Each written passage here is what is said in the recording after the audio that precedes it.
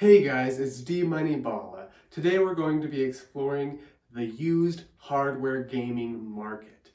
So, what I did is I bought a used Lenovo ThinkStation from a university near me. It cost me $120. Where I got that money from, I don't know, but I did.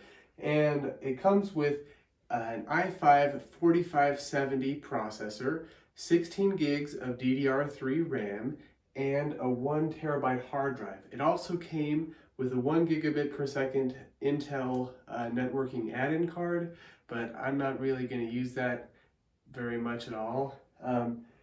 In order to make this feel faster, I got an SSD to make the boot drive. This is 120 gigabytes. I got it at an electronics store in my area for $20.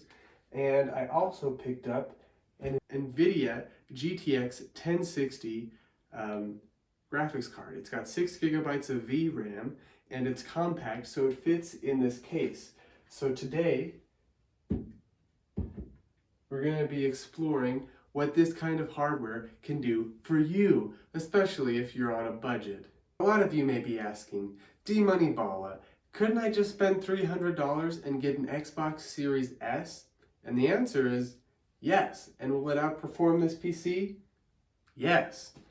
But you own the hardware. You don't have to buy another computer if you want to do regular computing tasks. You can edit videos on it. It's just going to be a more usable device. You can even do some very small deep learning models with a GPU.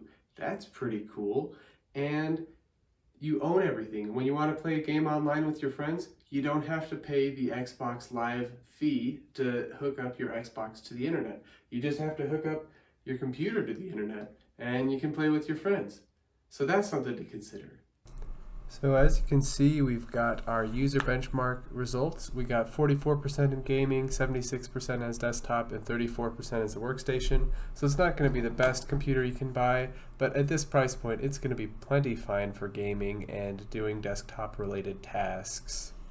Moving on to Cinebench, we scored 1156, and so it's down there, but yeah, that's basically, if you're curious about Cinebench, that's how much this quad core can do. We're looking at Call of Duty Warzone with the 1060. Everything's pretty high. These are the settings for the graphics. We're using a little bit more than they suggest with the VRAM, but I don't think that affects performance too much.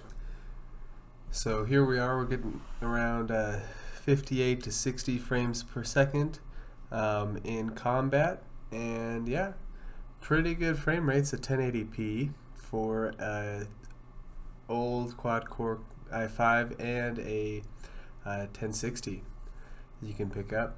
So yeah, this is all at 1080p. If you wanted to do more 1440p, I don't know if it would be able to do that, and 4K is probably out of the question, but yeah, moving around, we're getting up to like 66 frames a second when we're running. Sometimes you'll see it go as high as like 70, sometimes even up to like 80 when I was away from all the action.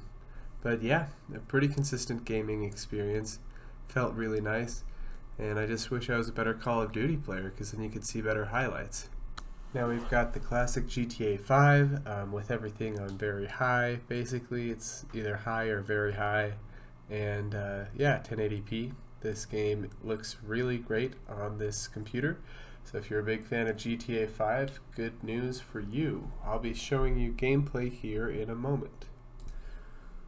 So here I am in GTA 5 trying to make an honest dollar by driving taxi, and my passenger bails. But on the plus side, I'm getting around 70 frames per second, so can't really complain. The game looks really great on this computer. Yeah, and you know, as I always do, they don't call me D Money Balla for nothing. I get my money. So then that started my run from the cops, but I was able to do so all at 60 plus FPS. So yeah, pretty fun game, and this computer can totally handle whatever you want to do, what kind of shenanigans you want to get into, running from the cops, playing online. All is doable at this $300 price point. Here's our Fortnite settings, 1080p with most things set to epic. Here we are playing Fortnite, and we're getting around 70 FPS.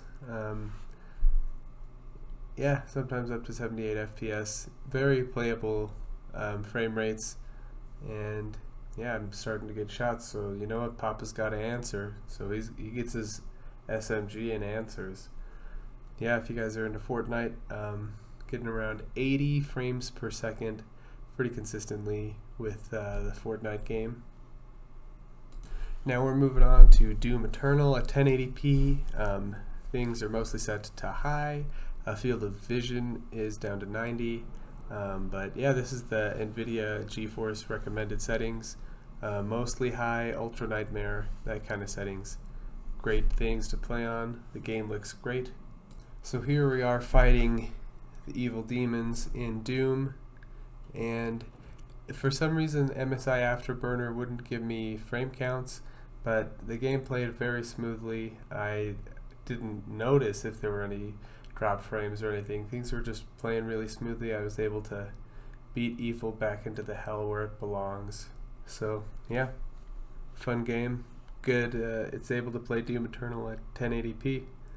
Good computer. As we've seen, this old 1060 6GB graphics card can still pump out frames at 1080p. It's able to get above 60 FPS in very popular gaming titles, and I think that's going to make you guys very happy, especially on this kind of budget. However, if you were thinking about getting an Xbox anyway, you might as well just spend your money there if you're already paying for the Xbox Live experience.